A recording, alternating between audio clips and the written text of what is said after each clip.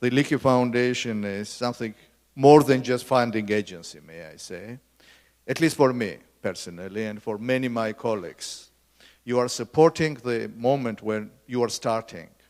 And when you are famous, it's much easier to get different ways. But when you are from nowhere, and Georgia was almost nowhere, and getting to in this very interesting field, which is human evolution, very special field also, I would say. This is really, really very special, and let me express once more many thanks to everybody to help me to be here today with you. I have a chance today to speak about some new discoveries as well as what we had before. I think main achievement what we got is that we brought Georgian science, Georgian paleoanthropology on the forefront and put on the map of paleoanthropology, which, as Sarai already mentioned, it was always story in Africa. What we want to learn in our field is, of course, place of humans.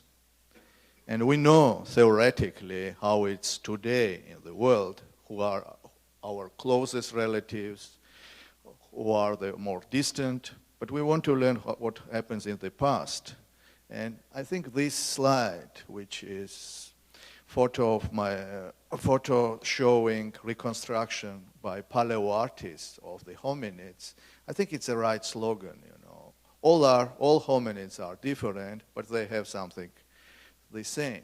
So this is joint efforts of different groups of scientists, including archaeologists, paleoanthropologists, or biologists, geologists, to learn about it. And we should, of course, always remember who started this. And I think this contribution of Leakey family in this field is crucial.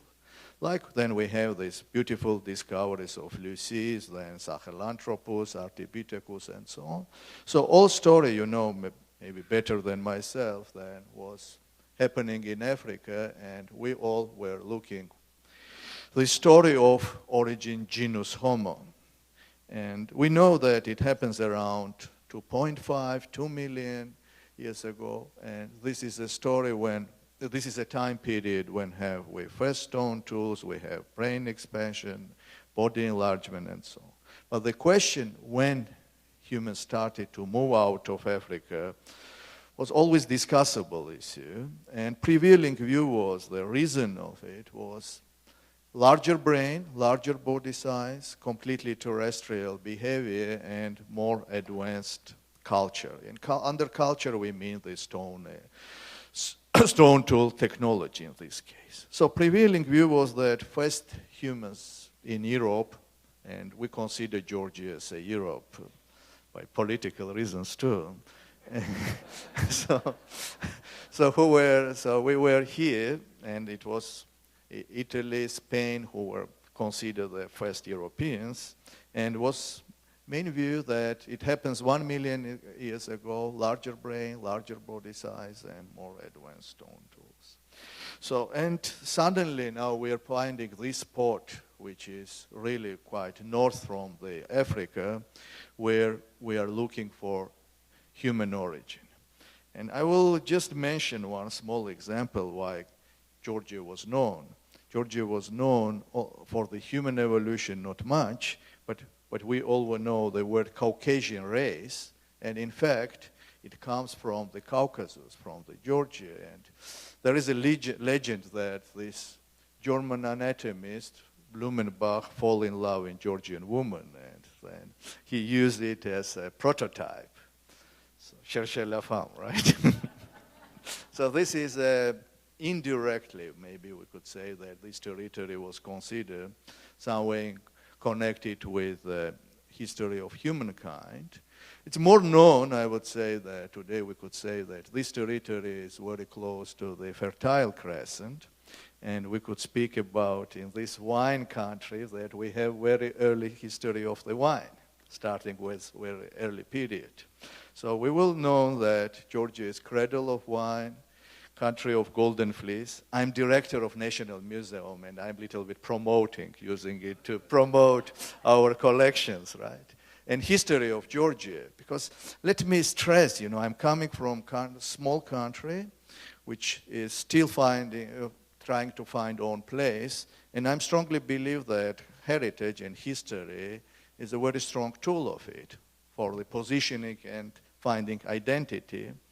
And so we try to show different stages, and this is maybe all story of Golden Fleece, Jason, Argonauts, but not many people know that it happens in Caucasus, in western Georgia, and archaeological finds are proving that it's not just myth, it's a reality.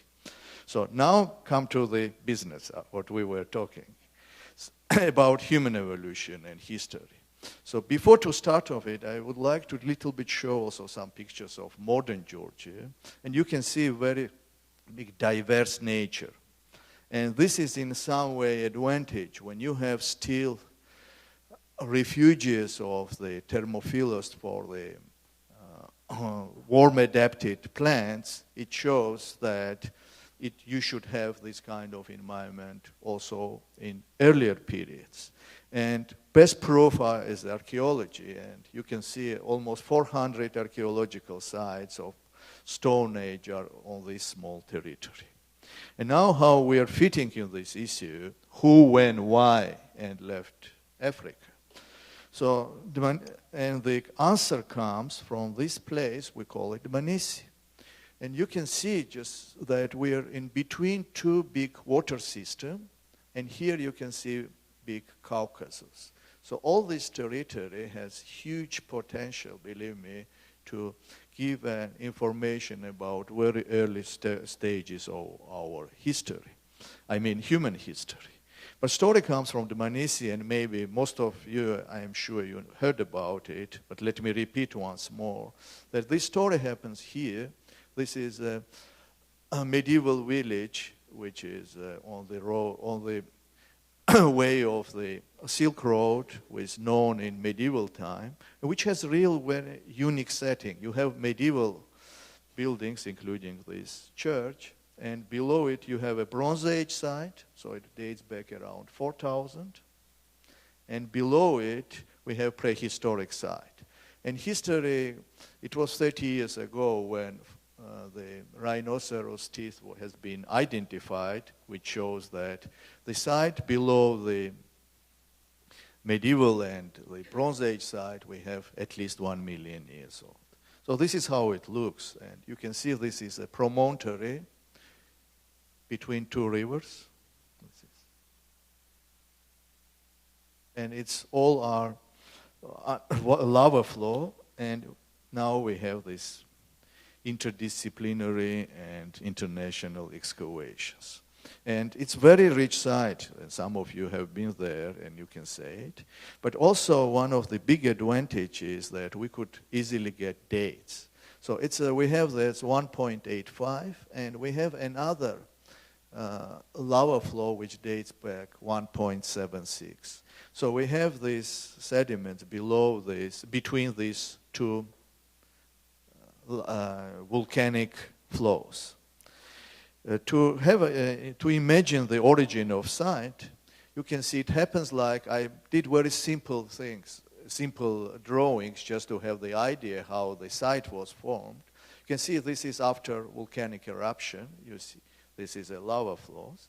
Then happens the infill with the volcanic ashes, and then it started. It started, and you can see there are gullies and there are the pipes, and after 20 years of work and with my colleague Professor Reed Fering, now we started to understand what was the site.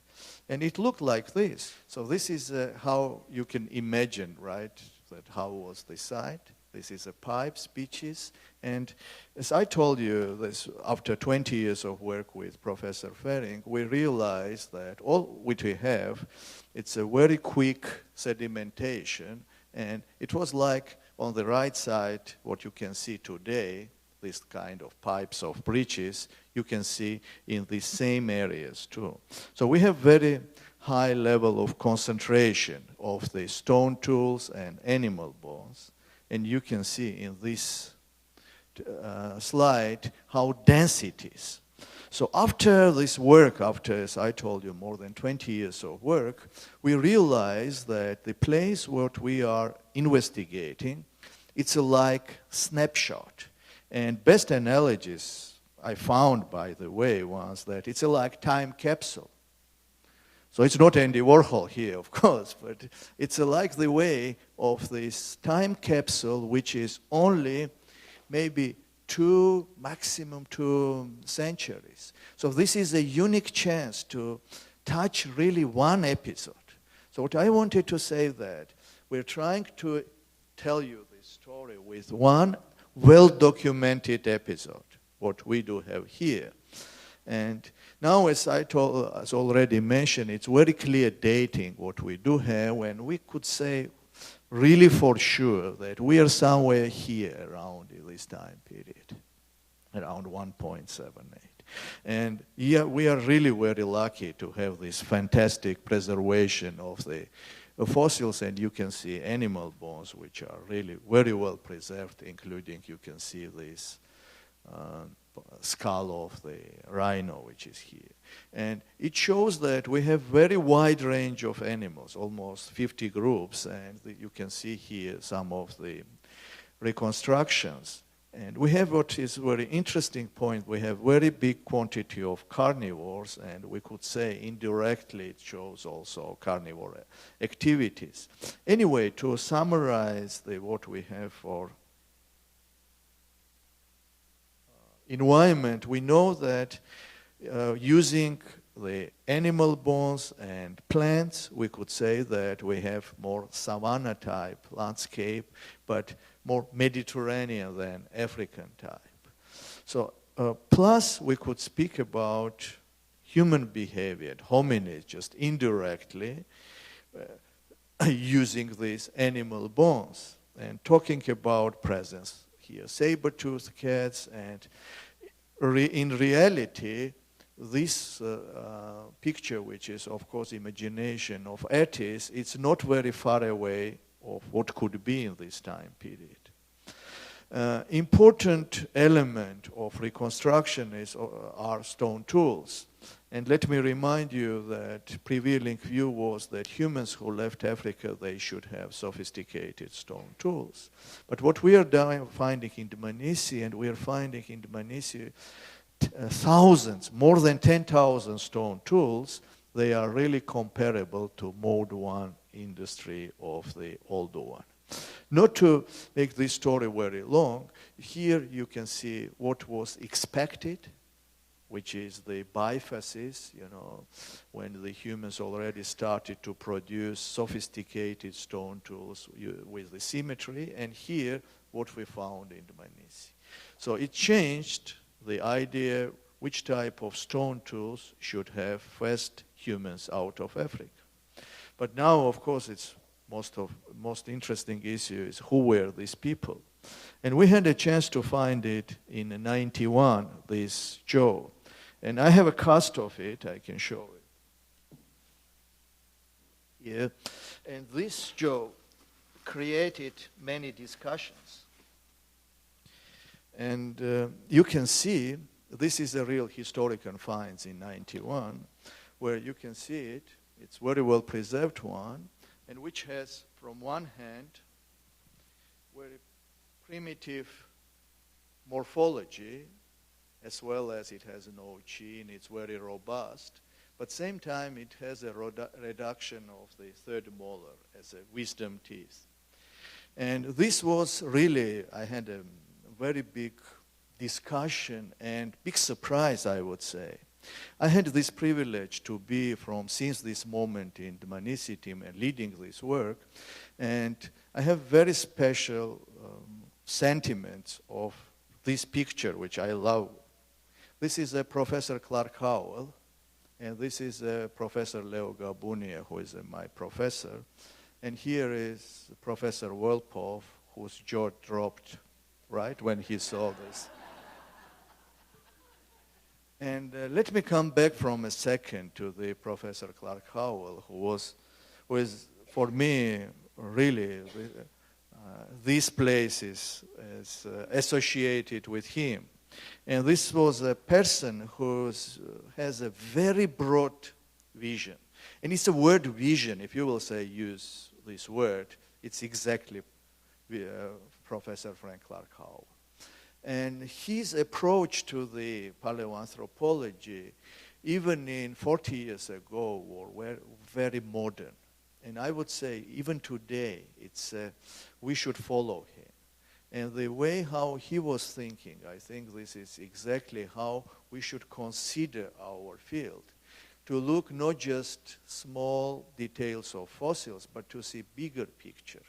And when we were preparing this article, which was mentioned as Cal 5, these headlines, mostly I was using his papers. His papers which were written decades ago to the approach, how you can see not just hominids, but to see the whole population as well, to see the nature. And really, it's a very good example, I think, for future generations, how you can be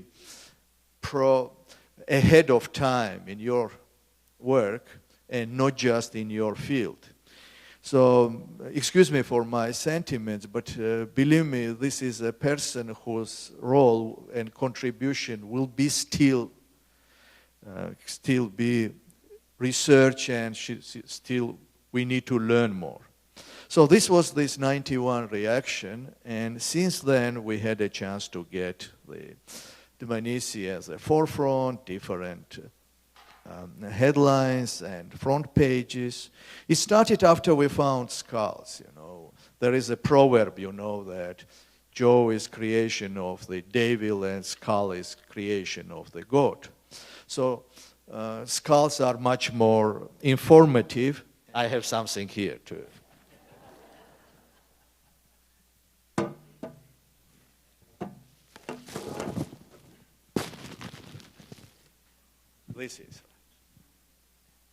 This was, after this, the discussion about the Menisci more or less was, people accepted that it's really very old and it's more connected, early African fossils than just the late hominids. And you can see how small is it. It has very small brain case. You can see that it has no frontal bones, no forehead, and so on. So what I wanted to say that if we will look, I am approaching to the main point, that we have skulls, we have 4 skulls. We had 4 skulls. You can see difference between Dmanisi and modern humans and chimps. You can see Dmanisi and Neanderthals. So we were continuing to study Dmanisi skulls, and we were learning that you have really mosaic. You have from one hand progressive features, you have from other hand more archaic. Here, if you can see that, you can see that it has more bow plan, which is similar to all of them. It's more, may I say, Homo erectus type, but same time it had some characters which are connected with more earlier hominids, Homo habilis. But another biggest advantage what we have in Dmanisi, after now I can speak after 22 years of study, that we are getting a chance to look characters which were impossible before. Not because that there were a different type of work, simply there was no luck. And I think the mandibles, what we do have in Dmanisi, is one of another treasure, despite we call it is the creation of devil, right? This is another jaw, right? This is another jaw which is very different from this one, right? And since that, there were discussion that what we do have 2 different groups, or it's just one species, right? So beside of these anatomic features just described, these classical traits, we got a chance to look and to compare individual aging as well as remodeling. What could happen? And for example, this is one of our recent papers in PNAS, where we show the oral mandibles, where you can see, for example, district by tooth picking here. It's a traces of how our ancestors were using toothpicks. What I wanted to say with all this, we saw disease, we saw the remodeling after aging. So we got a chance to compare different staging of development of the mandibles in one group. So another important point is to compare body size, right? And we learned that it was anticipated we should have something like either NBA player or this is a Homo habilis. So what we found in Dmanisi, and now we have it, it's somewhere between erectus and habilis, and it shows that these characters are, and I will speak a little bit in details later, are quite modern, particularly legs. So one hand, you have a small skull, small brain, small body size, but very developed legs. This is the anatomy. But same time, of course, we all want to learn about behavior and about more what these hominids were doing. And I think one of the indirect evidence comes from this skull. This is really a very unique one, which is completely toothless. And it lost all teeth during the life because they are bony and you can see resorption. So we never had this kind of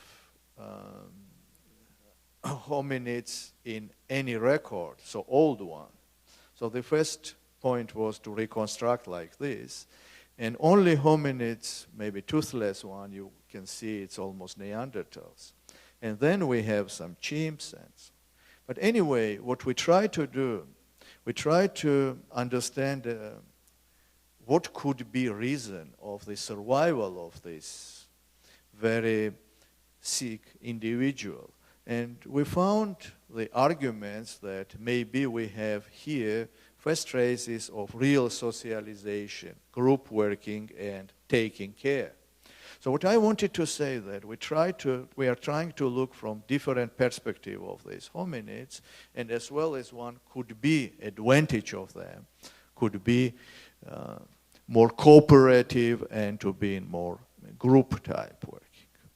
So this is the artistic reconstruction, and now is just small summary to say about cranial capacity, which is, as I mentioned, it's very small, has a more human line, lower limbs, and more primitive upper limbs. So to summarize, we learned that hominids left Africa much earlier.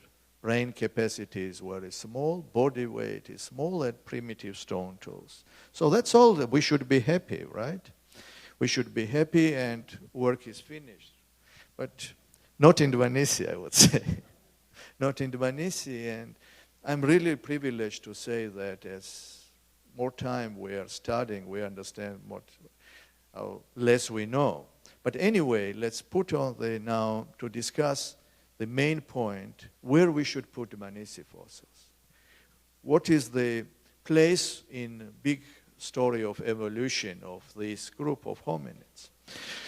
We could guess that they came from Africa via the Levantine corridor and then happened their dispersal in two sides.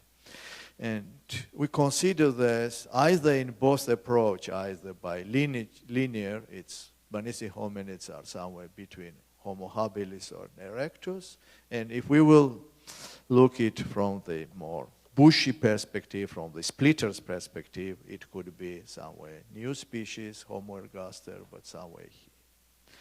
But another finds, the skull 5, which came in, it was a real surrealistic story when we found.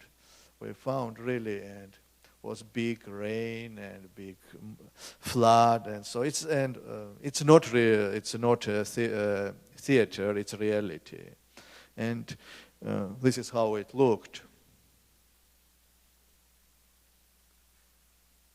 how it was found. And let me remind you this jaw, right? How different this was, which was considered it could be even new species.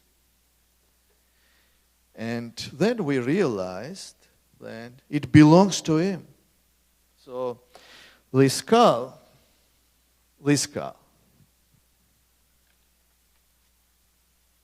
fits with this jaw. And this is just reconstruction. You can see how it looks. And the first character, what I could say, is the most complete one we ever found. My colleagues will agree, I think, that never ever for this time period, around 2 million, 1.8, we have so good preserved fossils. And it took a while to clean and prepare it. And we learned a lot, We learned a lot, even small details.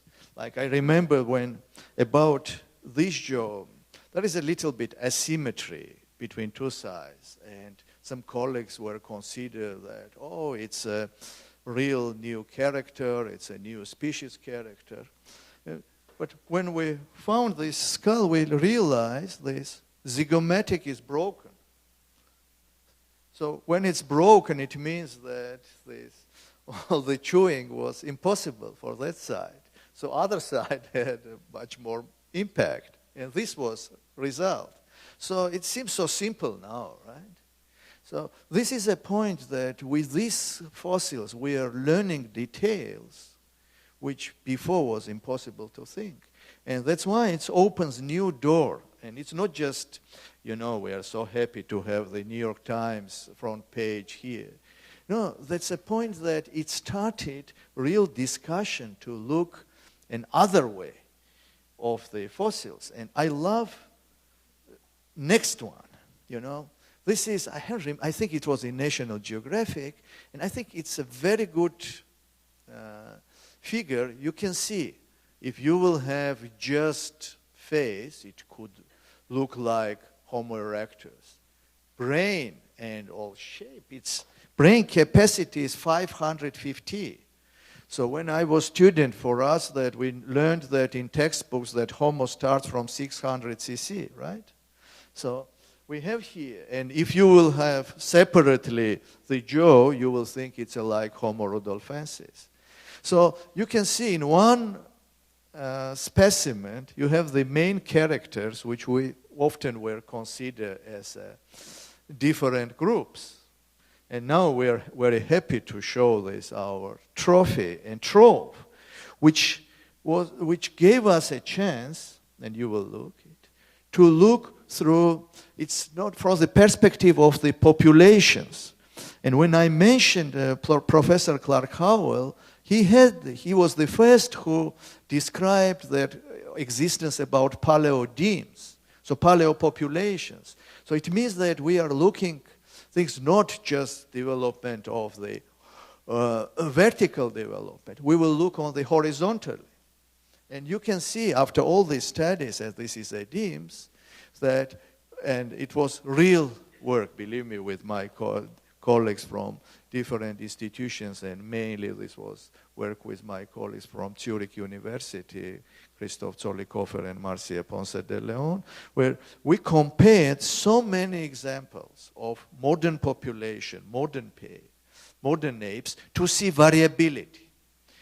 To make approach here through real population biology, not just, just describing some anatomic features. And last week was another papers in Science magazine. It was more discussion between our group and our colleagues about how many species we have in Dmanisi. And we used this one, and I slightly modified. You see here 5 Dmanisi in one place. And here you have 5 chimps, here females and here males, from one place. Could we call it 5 species? And first reaction is how they are different. So this is another view. So, what we propose that we have these groups, different groups, and in this time period for early Homo, maybe we have different populations. The point is that nobody from our group is questioning works of in Africa. No, simply we never had a chance to have so complete material from one side to look from population perspective. And maybe it makes sense to come back to null hypothesis and rethinking. So rethinking characters which could be seen in group and what could be variability inside of group. One journalist asked me what it means, the variability, and I used one example as a joke, but then they used it, that if you will find, a leg of Shaquille O'Neal and the skull of Danny DeVito in one time, and this is, that's, maybe I'm exaggerating, excuse me, but, this is a point, how you could, even in modern population, we can see difference. And this is also, let me be more philosophical some way, that this is an opportunity to our field to be closer to the biology and not to be just Indiana Jones science, to be more and more closer to the biology and particularly to the population biology. So that's what I wanted to speak about Dmanisi as a scientific asset. It's a scientific importance. And I would stress that almost 50,000 square meters are still to excavate. So we still have chance to find more and to discuss more. And it's symbolic that we have today in the whole on human evolution. And I think it's another important point is, beside of just building scientific research, how we will approach to the sites. And this is a Dmanisi site, how it was and how it looks now. We did a new shelter, and this is also some way message, it's quite to show that you should respect nature and heritage, and this is not industrial shelter, it's more architectural work, and it's even lower than trees. But it's more important things, approach to the site. And usually when you are going to the sites, you have archaeological site, one block, then you have interpretation centers and research different. We decided to combine all of it. So you have it in one place, that to have not just this beautiful way, and to present, but to make it live, that people can watch your work, and this is like archaeology live. So this is what we try to develop, to have this not just for us, for scientists, and believe me, it's a little bit headache when you have more visitors, but to look this resource from different way, to work on the, let's say, high end of science, work with students, and we have big international field school with giving credits and all, but same time to work with future generation and to develop, as I told you, the opportunity to new research. So this is a project we are developing to have many different excavations on the site. Now we know at least 19 spots which are ready to excavate it. And in future we're just preparing project of new museum, which will present, I hope, then later, all Dmanisi discoveries at the site, and to tell you story, one hand story of human evolution, and from other hand story of medieval history. So it shows that, it should show that these narratives are compatible with each other. So this is what we are trying to do, and I'm really very happy that using this site, we are tweeting the past with next generation. And not just by words, in reality. And I'm really very pleased that I had a chance to talk with you today. I'm happy to answer of questions. We can talk more about either Dmanisi fossils, their position in evolutionary tree. But most important thing is stories going on. It's not just that we finished the analysis, its work has been done. Let me repeat, 50,000 square meters where we know we have fossils. And this is a big opportunity, big responsibility, but let's use this chance. And I'm sure that myself, I will have another chance to come back to tell another stories about Menisci. Thank you very much.